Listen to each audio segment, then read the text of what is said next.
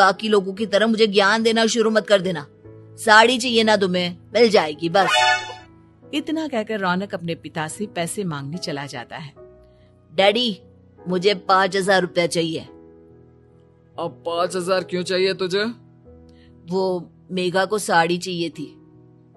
अरविंद आगे बिना कुछ कहे चुपचाप उसे पैसे निकाल कर दे देता है। कुछ दिन बाद, तुम्हें नहीं लगता कमला, रौनक हम पर पहले से भी ज्यादा डिपेंड हो गया है? मुझे तो अब उसके भविष्य की चिंता होने लगी है। कल को हमें कुछ हो गया तो वो क्या करेगा?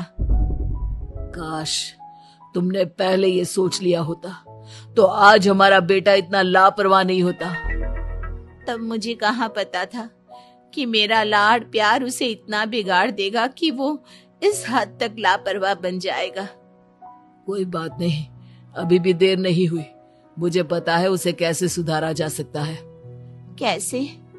अरविंद कुछ कहता उससे पहले रौनक वहां आ जाता है और पैसों के लिए हाथ फैलाने लगता है। डैड, मैं और मेघा बाहर घूमने जाना चाहते हैं। अरे वाह, ये आज सूरज कहाँ से निकला है? Dad please. अच्छा चलो अब मुद्दे की बात करो। मुझे अब 25,000 चाहिए। अब तुम्हें 1 रुपया भी नहीं मिलने वाला। अगर तुम्हें पैसों की इतनी ही जरूरत है तो कोई ढंग की नौकरी कर लो। मम्मी, आप कुछ कहिए ना डैड को। बेटा, वो गलत क्या बोल रहे हैं? ये सब हम तेरे भले के लिए ही तो कर रहे हैं। मम्मा, मैंने बताया ना आपको, मुझे नहीं करनी कोई जॉब वॉब। तो ठीक है, निकल जाओ हमारे घर से। तुम्हारे जैसे लोगों के लिए मैंने ये घर खड़ा नहीं किया है। जितना ये घर आपका है ना, उतना ही मेरा भी है। मैं कहीं नहीं जाने वाला। जाना तो पड़ेगा ही तुझे, क्योंकि अब मैं तेरा कोई भी खर्चा नहीं उठाने वाला। ठीक है, मत उठाइए मेरा खर्चा, मैं अपने दम पर भी जी सकता हूँ। तो बेशर्मों की तरह अब तक यहाँ क्यों खड़ा है? अपना सामान ले और निकल जाए यहाँ से। रौनक पैर पटकते हुए वहां से चला जाता है। घर से निकालना जरूरी है क्या उसे? बिना पैसों के कौन रखेगा उसे किराए पर? अगर उसका भविष्य सुधारना है तो हमें अपने दिल पर पत्थर रखकर ये कदम उठाना ही होगा। दोनों बात कर रहे होते हैं कि रौनक अपनी पत्नी के साथ एक बड़ा सा बैग लेकर घर से निकल जाता है, लेकिन घर से बाहर उसे कोई भी मुफ्त में अपने घर किराए पर नहीं रखता। अंत में थक हार कर वो फिर से अपने घर चला जाता है। क्या हुआ? थोड़ी देर पहले तो दहाड़ते हुए घर से निकला था, अब क्या हुआ?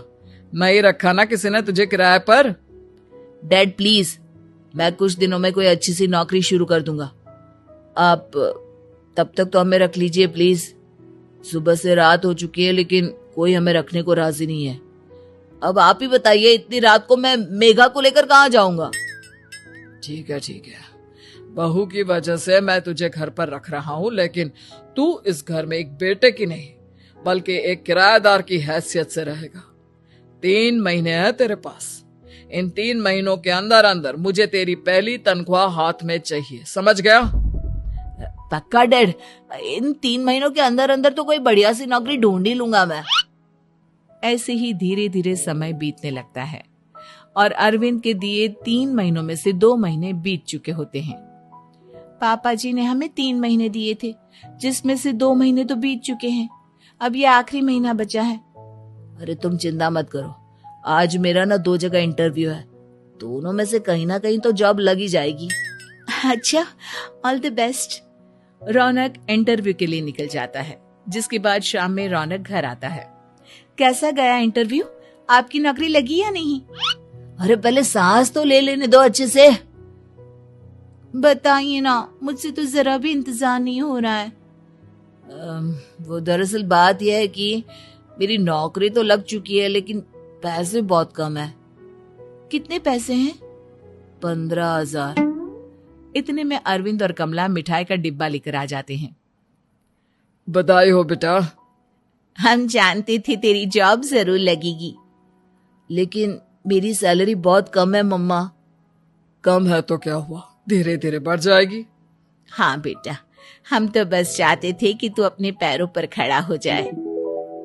मतलब अब आप मुझे घर से नहीं निकालेंगे?